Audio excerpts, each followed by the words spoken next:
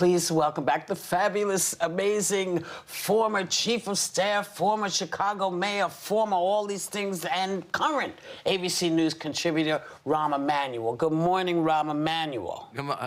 Whoopi, I love that intro. I may have you announce that when I come to dinner every night. I love that. Ladies and gentlemen. I might call and record it for you. I also need a flag and some music. There you go.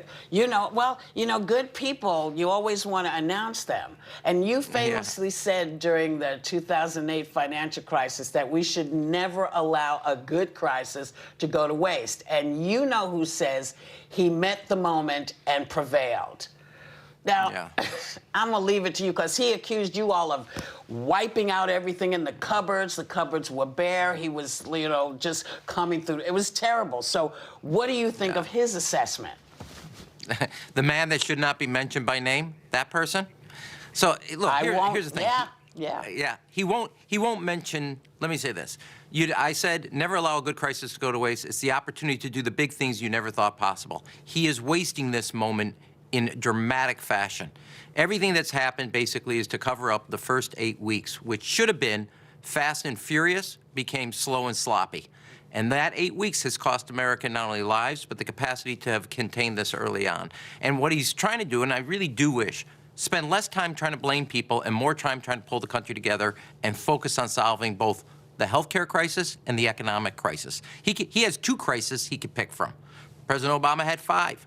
He attacked all of them. He didn't focus on what President Bush did. He said we inherited a problem, but it was always about the future and how to get it solved. I think this is really a waste of energy and a waste of time. I understand the politics, but it's not helping the country.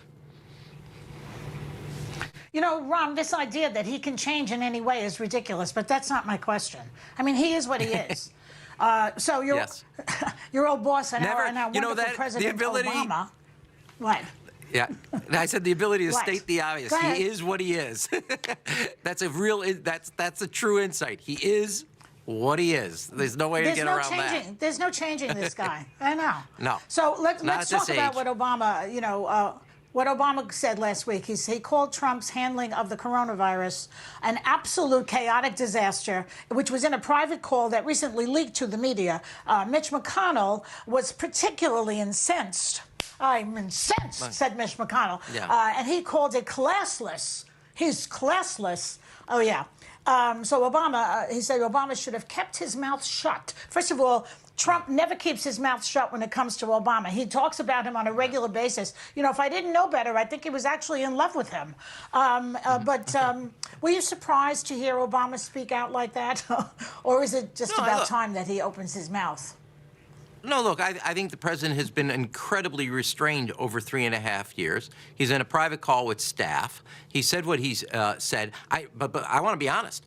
A lot of other people have said publicly, not privately on a phone call, a lot worse about how Trump did this and handled this. And both President Trump and Senate Majority Leader Mitch McConnell are trying to cover up the fact, and it's being testified right now, that the first 8 weeks of response, denying this, telling the Chinese they were doing a good job, it's all an attempt to airbrush out of history his absolute failure to get America prepared. And if he had gone fast and furious, not slow and sloppy, we'd be in a different situation. Now, I'll give you an example. It's very simple. What the president should be doing right now is say, look, some people are splitting jobs. Give you 2 ideas. People are splitting jobs that used to be for 1 person, 2 people are going to handle. Rather than give you unemployment for the time you're not working, we're going to train you on cybersecurity. We're going to train you on coding. And we would come out of this crisis much better prepared for the future. Second, almost 1/3 of all costs for major infrastructure projects are because you're working around people that are using roads, using mass transit. Given people aren't driving at that rate, we could actually be spending a ton of money and saving it, being more efficient, rebuilding our roads, our mass transit system, our schools, our water system. We're wasting this moment, and he is trying to always pit one type of American against another American, where they live, their background, their race, their income, and he has a unique opportunity to reestablish what the Americans already know. We're all neighbors. We all look out for each other. That's what the one silver lining of this moment is. We've discovered what binds us together. And rather than use that moment to take Americans together into the future, he's trying to figure out who to leave behind on a burning bridge. And it's crazy. It's a waste of presidential leadership. Well, Rahm, you know, President Trump is also now pushing this new Obama conspiracy theory that he's dubbed Obamagate. And apparently the theory seems to be that President Obama and his top officials targeted then National Security Advisor Michael Flynn and others in an effort to somehow sabotage Trump's presidency, as if he hasn't done that for himself. But is this yet another tactic to distract from the COVID crisis, since it's also true that not only did President Obama tell Trump not to hire Flynn, Flynn himself pled guilty to a felony charge to lying to the FBI. Okay, look, I went through 2 different times of being interviewed by the FBI. Once for President Clinton, and then the highest security clearance as Chief of Staff for President Obama. There's a rule when it comes to the FBI interview. You lie, you die. Simple rule. He lied, and he acknowledged it 3 times. And President Trump on December 2nd, 2017, tweeted out, "I fired him because he lied." A jury of 1, the president, fired him because he lied. Now look, you have 2 choices. Tell the truth or lie. U.S. history for 200. He picked lying. He could have told the truth, and this would have all been gone away. He lied not only to the FBI, he lied to Vice President Pence, and President Trump fired him for lying. And then he's also said it not once, but 3 separate times to the judge. And now the whole legal system is on trial here about whether we have a system of laws.